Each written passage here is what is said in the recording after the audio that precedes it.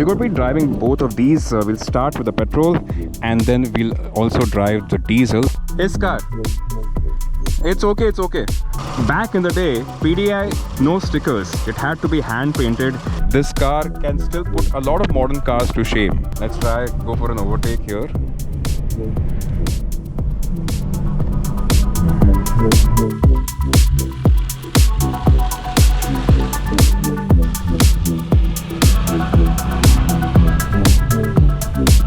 Welcome to the Car Crazy channel. Today on Joyrides we have the Peugeot 309. This car is super rare. It is very special. An important piece of history standing right in front of you, because this is the only model that Peugeot sold in India officially. They had a partnership with PAL, Premier Automobiles Limited, and this car was manufactured not in their Kurla facility but in their Kalyan facility.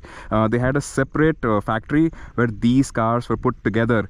It was launched at around 5.6 lakh rupees in 1996.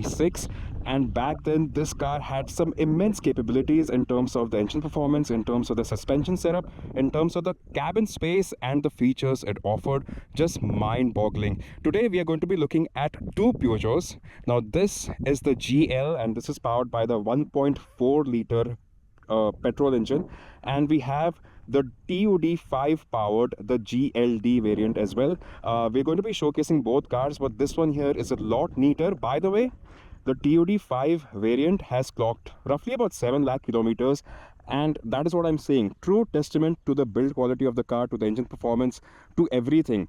And it's not being used on normal highways, good roads like this. This actually does duties in a coffee farm. Imagine just how capable this car is. But coming back to the hero car of the day, because this has only done roughly about 60,000 kilometers and sits nice and pretty in almost stock and original condition. So let's get started. Now before we talk about the car in detail, let me talk about the body form here. This looks like a sedan, and in India we've always called it a sedan, but this is actually a hatchback. The rear is called a notch liftback, so the glass opens with the boot, just like how it does in the Octavia and the Superb. And yes, the Octavia is also termed as a hatchback in the international market. Now this was not originally designed or meant to be a Peugeot car. This was actually designed to be a replacement to the Talbot Horizon. It is a company that used to operate in Europe, but before they went defunct, they had worked on the car, they had designed the car, but it never saw the light. So Peugeot took over the design, and they should have actually named it the 305, but since it was not their design and they wanted to distinguish this car from the rest of their lineup, they called it the 309. Now this car is available as a 5-door. In India it was only available as a 5-door, but internationally you could also have bought it as a 3-door. So the 5-door variants will have a G in their variant, and the 3-door variants will have an X in their variant. If we talk about the global lineup of the 309, this is the facelifted model. With the facelifted model, there were a few changes, especially towards the rear. So this portion was brought down. The rear tail lamps had this smoked effect. You can see it here. The lens has that smoked effect. The dashboard design was changed with this variant. Earlier, it was made of multiple pieces, and that used to rattle quite a bit. Whereas this one is a lot more cleaner. It's in a single piece. For customers who have owned a Peugeot 309, they will complain about cracks in the dashboard, and yes, that is an issue with these cars. The only, let's say, prominent known issue with the car, and that is why with both these vehicles you'll see that the dashboard have this protective layering. I'll show that to you in a bit. Let's come to the front and let's talk about the design. So yes, on the front, take a look at the Peugeot logo. Quite iconic. It is actually a French design, and this car has done extremely well in a lot of countries, including Africa, and Africa till date does not have roads as good as India. Now with the facelifted model, the grille also was changed. So this is a newer design. It has 3 slats that run across, lights that were made not in India but in Europe. A lot of the body panels were actually assembled here in India, in Kalyan. It gets this dual tone sort of a treatment. So the bumpers were black irrespective of what body color you opted for. On the side you would notice 14-inch steel wheels, and it got these very interesting, very iconic hubcap covers that were bolted on, and this still looks so nice, really nice. On the side also you have this indicator. Now European style rear view mirrors with this little cover here. Similar design was also seen with the Icon. It gets this protective strip on the side, And the roof as well, it remains fairly straight from the start till end. Now, no matter what you think this car has to offer on the inside, it has tremendous amount of space.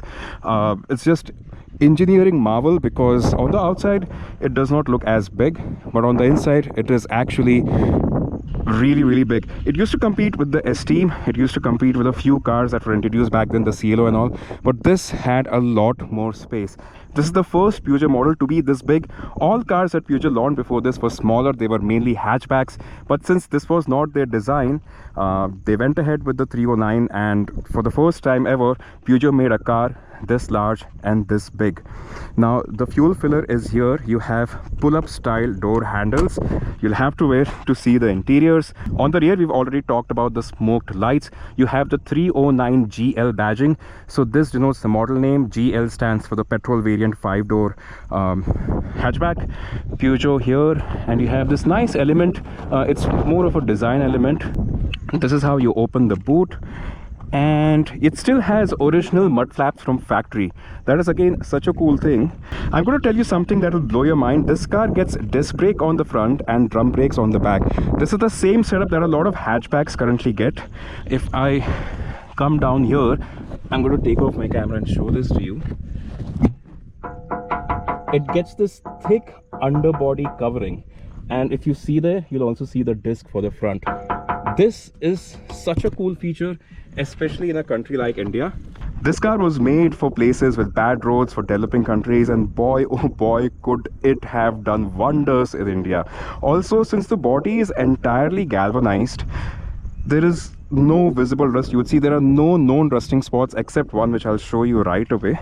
So this part here, I'm being told, you'll see some rust spots here, but otherwise your normal rusting spots, they're all clean. Obviously you have to maintain and take care of the car, but they're all clean. So let's take a look at the boot. As I was saying, the glass opens with the boot, so that is why it is called a notch style lift back. Now take a look at this. It gets a parcel shelf, all right, to hide your luggage. Also, it has this little trim here, so when you close it, it sort of overlaps and covers it end to end. Few models used to get a rear wiper, this one doesn't, but yes, this is one of the first cars in India to have a rear wiper as an offering. It gets an illumination lamp here, and take a look at the space. It's roughly about 390 liters. There we go. That's a quick look at the boot space. Still very functional, still very much usable, and these can be pulled upon to lower the back seat. You'll see the logo here as well. This is to put the rear bench down. Quite a nice thing. It is fully carpeted. Really nice. Shuts really nice. Also, take a look at that. It has a rear spoiler. Very nice. Time to hop on the inside, but before that, take a look at this. Now this is the remote, not for this car, it is actually for the diesel car, but the diesel variant was one of the first cars in India to get remote control and IR based remote control. So those features were standout features, including the rear wiper. Some very cool features on the inside. Let's hop in. Take a look at the key. Now this is the original key. Check it out. It says made in France. And such a short key. Nice. Also, this car had laminated front windscreen and it had tinted windows from factory. This is an add-on tint, but these windows were tinted from factory and this was laminated. Now before I show you the inside, I had to flip the car because of the direction of the sun, but here we go. The first thing you'll notice is that the doors, it does not have rubber seals. All of it is placed here on the body. And take a look at this, the thuds. It is such a reassuring, feeling. And yes, cars are not built like how they used to be. And I'll be honest, I miss this era of vehicles. Now also I want to talk about the seats here because one, the seats are very wide, and someone as tall as me and someone as wide as me can sit himself really comfortably. Also, check out these original seats. Now this is how the seats used to be made. It is fabric, and also it has this sort of a material that is easier to clean. So parts that are susceptible to getting dirty have been made in this material. The rest of it is cloth, very comfortable, breathable material, so your bag does not sweat. And it also has the same material on the doors. So soft touch materials, well, this is cloth, but yes, soft soft touch materials on the doors. Just brilliant. Just brilliant. This car is something. Anyone who's bought a Peugeot 309 or has driven one just is a big fan of this car because of the way it was executed. Now I'm going to sit on the inside and turn it on. Now this is the 1.4, so this is carbureted. Switch off the AC.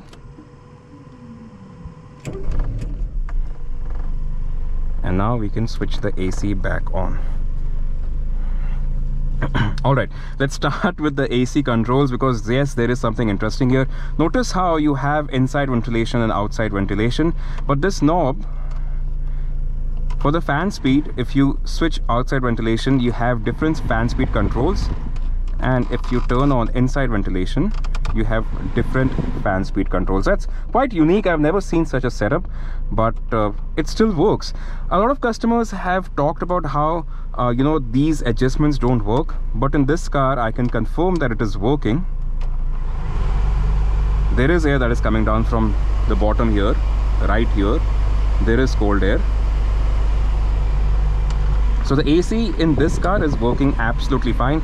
This one is a 96 model. Okay, you can hear me better now. This one is a 96 model. You have the 309 badging here as well. This is how you switch on and off the AC compressor, and this is your button for the hazard switch. And it still gets a cassette tape player branded from Aiwa, and this one also still works. Unfortunately, I don't have a cassette right now to test it, but it still works. And these controls, and you have your audio adjustments right here. So cool. Right below that you have a cigarette lighter, and the ashtray is missing, but this still works. This still opens. You have two AC vents here in the middle that can be positioned towards yourself. Now let's talk about the instrument cluster. Quite basic, relatively simple. You have a big cluster for your speed, no RPM meter. Instead it gets a dial, a clock rather. This also seems to be working absolutely fine for now. Big warning lights here on top for your oil and your water temperature. It also gets a fuel gauge, and it has adjustments on both sides. This is to adjust your trip meter, and this is to adjust the clock. Now this is one of the first cars in India in the mass market segment to get a warning light for the brake pads. Yes, so if your brake pads are on their way out, this car will tell you that your brake pads are out, and the warning light comes on here. That is so interesting. I'm sorry about this material on the top, but it's better than seeing a cracked dashboard. And yes, this car was, you know, known to have cracked dashboards. One of the only known issues with the car. This is the steering wheel. This is not the horn. This is a two-spoke steering wheel, quite nice, grippy, with the Peugeot logo in the middle. Where is the horn? Here. So this is the horn. This is the placement of the horn. You can see the logo of the horn is right here as well, and this is also your stock for your indicators and your lights. On this side you have your stock to control your wipers.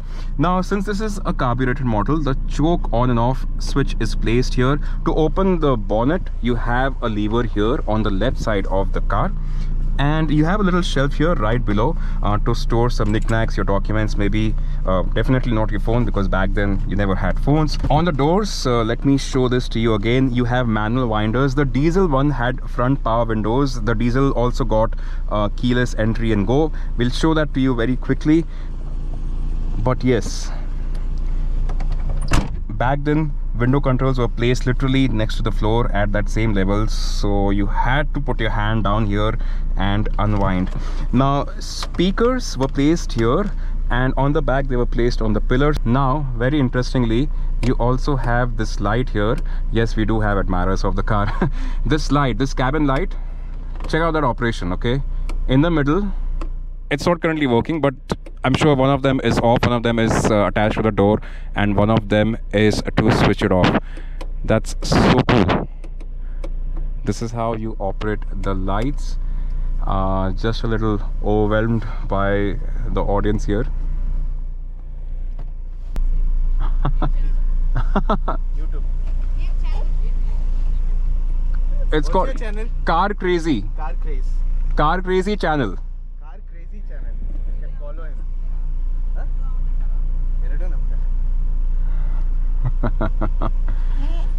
kids have never seen this brand in India and they must be wondering what the hell, but I'm glad these kids identified that this is not something that you would find on the road. So interesting. Now this is the owner's brother and he's come to our rescue. But okay, let's resume to what we are doing. To adjust the outside rear view mirrors, you have these sort of controls. And yeah, I think, oh yeah, this is quite interesting. The gear knob, it has this little kink for you to grip better, and the fuel filler can be opened from here. The fuel filler is on the right side, and for the seat recliner adjustments you have controls in the center. All right, that's a quick look at the front. Let's quickly show you the back. Now I'm going to pull the seat. See, this is not my driving position. I would actually be seated here. I've pushed the seat all the way back because getting in and out is a little bit of a challenge, but let me show you the kind of space it has at the back. Okay, I'm just going to leave this down. Okay.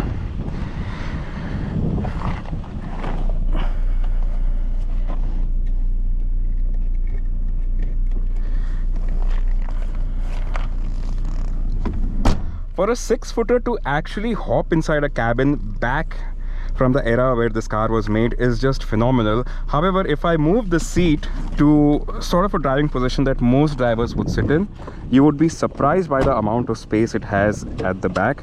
So I'm going to show that to you.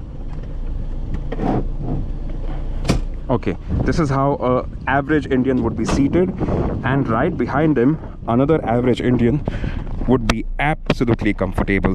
The seat itself, the bench here is angled upwards, you can see it here, so I have good under thigh support. And the back, it has to be one of the most comfortable seats on offer back then. Wow, nice and airy and really comfortable. Alright, in terms of the features, nothing that stands out except the fact that it gets ashtrays on both sides. And yes, you have nice you know, sturdy handles to open the door. This is where the locks are placed, and this is again manual winders for the back. It gets this little you know, handle that can also be used as an armrest. No center armrest, but that's okay. Huge and big space here to put your stuff, teddy bears and stuff. That is what we used to keep when we were kids. And this is where the speakers are placed. Nice roof liner. Quite a nice car, really cool. I'm going to show you the engine bay real quick. Now this, what you'll be looking at is the 1.4 carbureted petrol engine.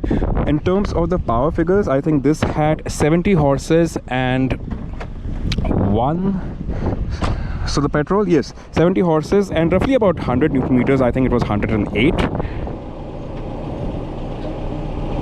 There we go. Big engine bay. Obviously this is huge, but no massive vibrations. Very advanced engine. This is the TU3 1.4 liter, and it's refined even by today's day and age. It has the original Total sticker here, and this is how you hold the bonnet in place. I'm going to show you something very interesting. This car was made in Kalyan, Maharashtra, under license from Peugeot. So cool. Everything here is in working condition. Everything is just perfect with this car, and that is the beauty of it. Also, back in the day, PDI, no stickers. It had to be hand painted. It's so funny. When I opened this and I saw this, I couldn't stop laughing at it. It was just so funny. This is how she goes back into place. This one is a little tricky, but there, locks into place.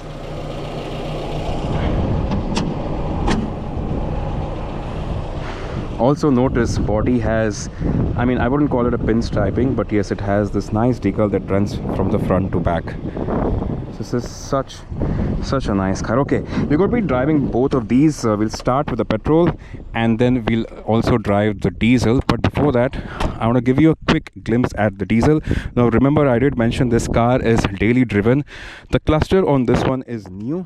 Even with the new cluster, the owner has clocked 4 lakh kilometers. So this is where the power window switches were placed, again at the very bottom, and these were exclusive to the diesel. Also with the remote, it had an IR remote, so this is where the IR signal catcher was placed.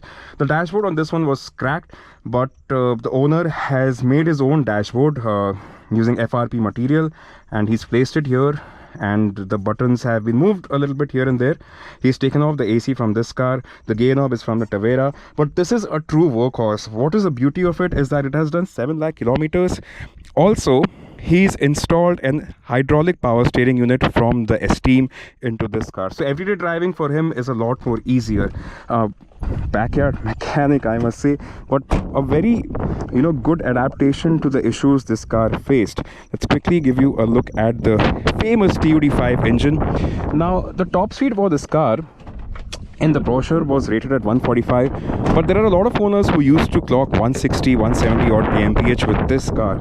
Now, the TUD5 engine as well is very special because this very engine also used to power the diesel Esteem and the diesel Zen, and also did duties in the Hyundai Accent. So very low on power, only 57 horses and I think 98 Newton meters of torque, but it is a trustworthy engine.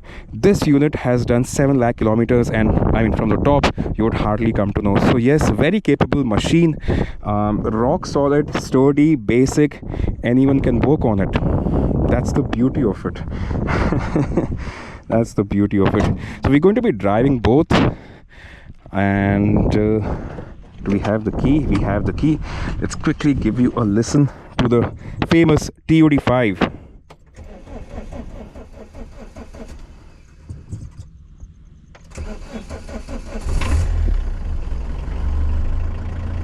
Yep, a few of you might have immediately remembered the Esteem or the Zen from the yesteryears.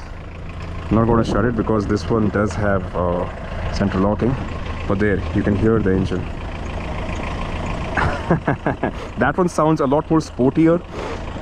This one is a great workhorse, and look at the suspension. It still is just absolutely fine. All right, let's get behind the wheel, starting with that one.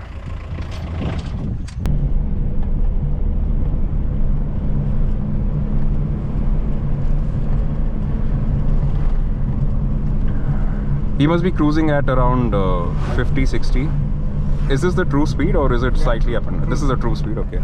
So we're cruising at around 60 and is doing it comfortably. The engine is currently not stressed at all, and I still have a lot more play with it.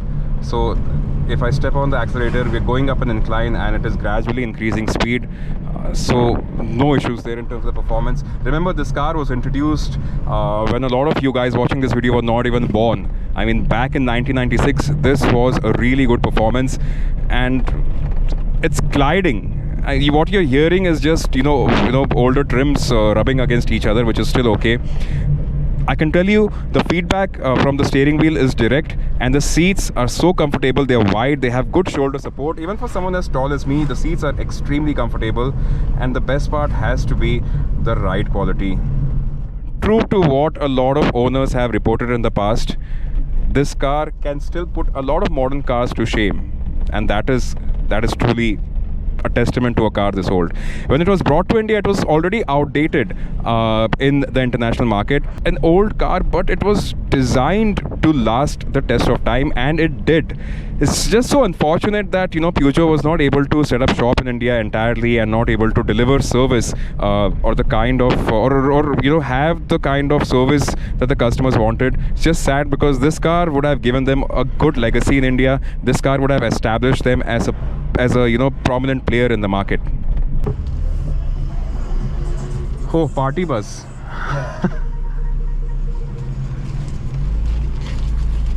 All right.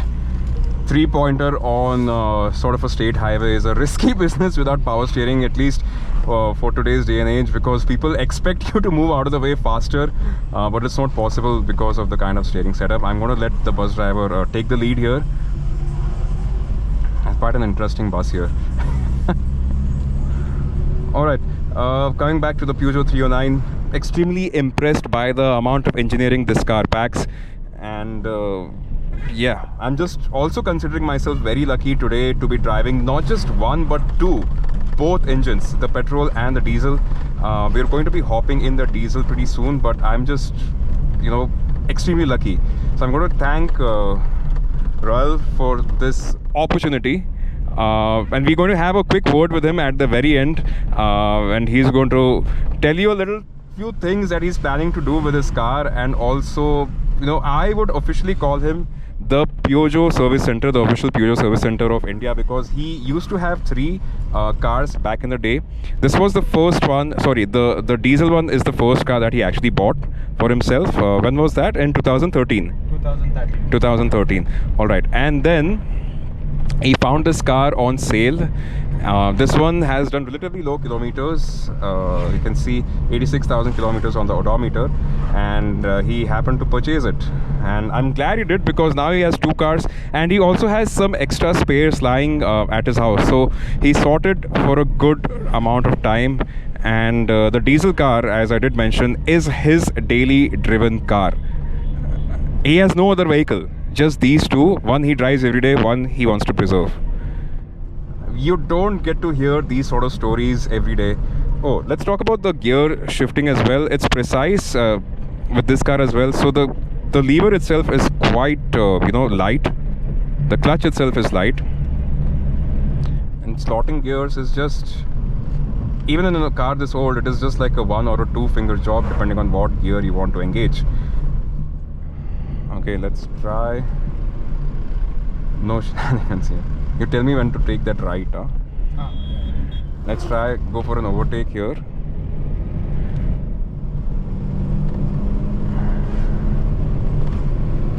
Okay, it does take a little bit time, but once the revs are high, it gathers speed quite well. Not a problem.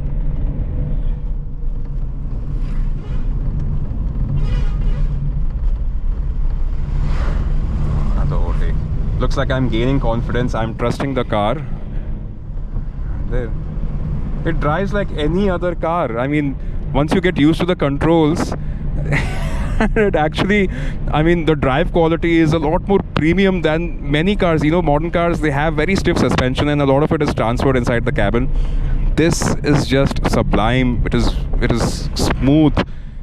It's of very high quality. Although the suspension is relatively simple in terms of the construction, this is just an extremely good ride quality. This noise that you're hearing, just ignore that. It's just the age of the car. Nothing wrong, nothing right. It's just bound to happen. Oh, there. Okay.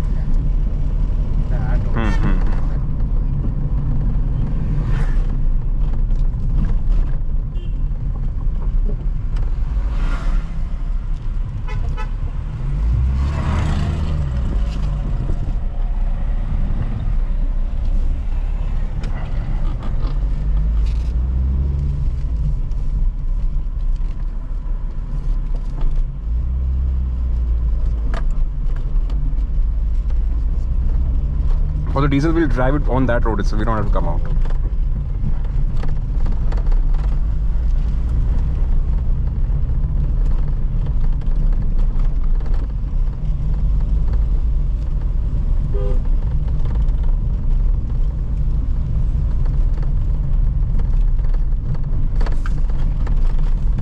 The engine, it seems to have low power on paper, but to be honest, the tractability of the engine is pretty good. It can very easily pull from second gear and third, and this is the petrol that I'm talking of. So I'm shifting to first just because I'm slowing down extremely, but even from second, it picks up speed quite effortlessly there. And on the highway, I also noticed that you can do the same thing in third gear as well. So the tractability of the engine is actually pretty good.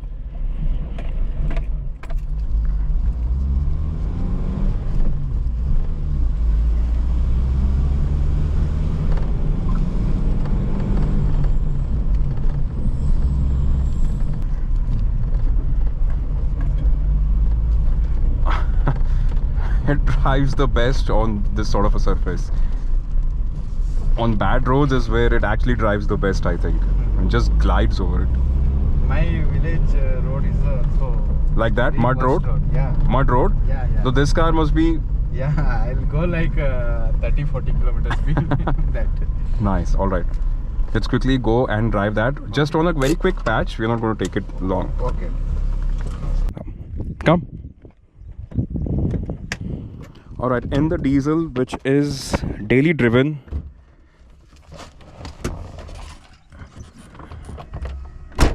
so what is the deal about the TUD5? Because there are so many people who talk so highly about this engine. It's time to find out.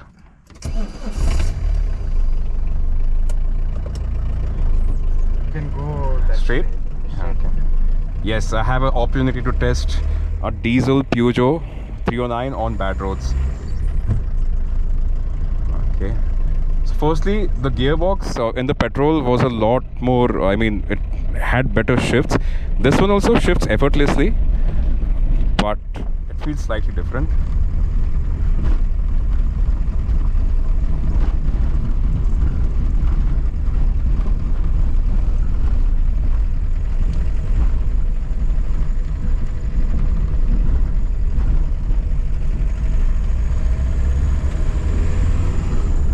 So no turbo with this diesel, but I mean the torque, it is there.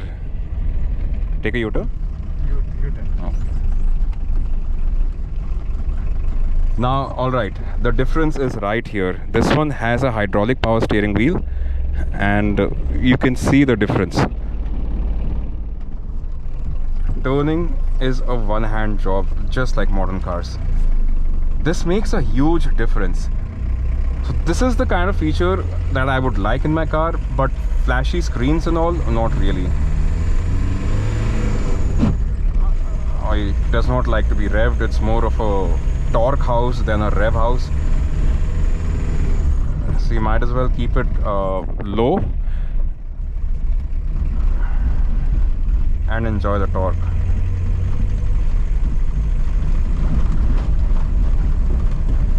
You're just hearing noises. The cabin, as you can see, is stable. Second gear pull up an incline. No problem. It's time to shift to third. Just go down this stretch.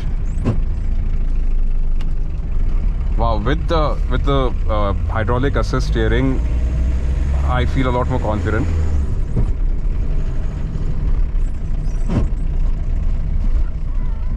I'm just going to leave it in third and see if the torque is good or not. It pulls. You just use one of the roads to come out, no? Yeah. Okay, leave it in third. Yep, good enough torque.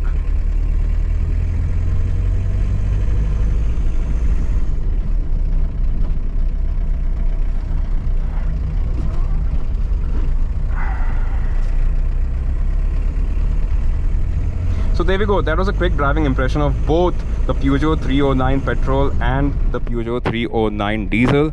Now let's quickly have a word with Raul outside the car. Yeah. Come.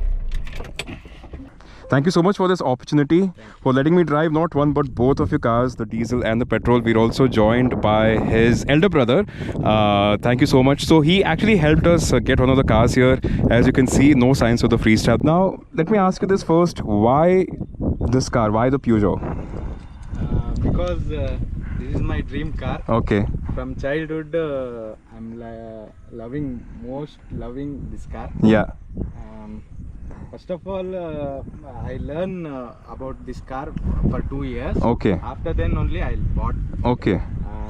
One of my uncle is a legend of Peugeot. Okay. So I learned from him. Okay. Yeah, that's Nice. So you bought this one first. This was your first ever car? yeah. Okay, but you had one more as well in the middle, right? Yeah. Okay, that was a petrol or a diesel? Diesel. Okay, but that you sold off. Yeah. Okay, all right. And this one is your latest acquisition. This you got in 22. Really neat, really tidy. So which one do you prefer, the petrol or the diesel? Diesel. You prefer the diesel. Nice. Any reason for that? Because I love engine noises. Okay, you like the clatter, that means. Nice. This also has a nice racy note to it, the petrol. But mileage wise, Okay, yeah. this is better now. Yeah. Officially they used to say 18-19 kmpl, but you said you got a little bit more, right? Yeah, 20 till 24. Till 24 kmpl. That's the beauty of a big naturally aspirated engine. No turbos, nothing. You just get on the highway and it just cruises.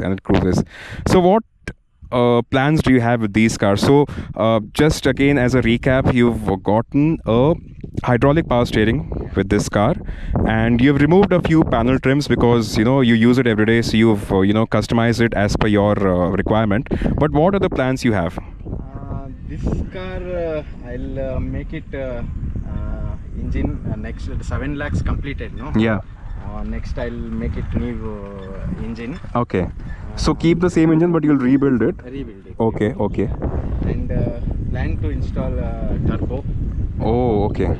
So this engine with the turbo was introduced with the Rio. With the Rio, right? In the BS3 stage. Yeah. Okay.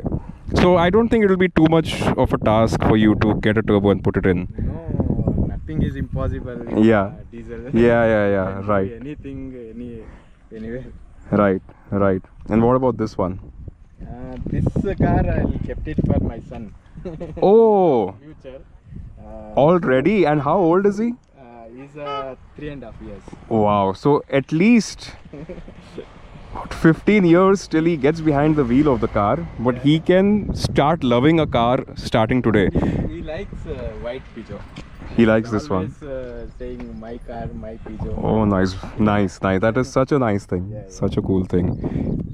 Nice. You have any plans with this? No. No plans with this. Because nothing problem is there. Yeah, and this is original car, right? This is stock car. Yeah. So no plans with this one, right? Nothing. Okay. All right. Okay, the sun is setting. It's time for me to hit the road. But we had a great time shooting both the cars, and yeah, I just cannot be thankful enough. Thank you so much for your support, and thank you so much once again. Thank you for your help as well, sir. Thank you so much. Thank you. Which one do you like, by the way? I like both. You like both? Me too. It's difficult to pick one. All right. Thank you so much for your time, and I'll see you in the next episode. Bye bye.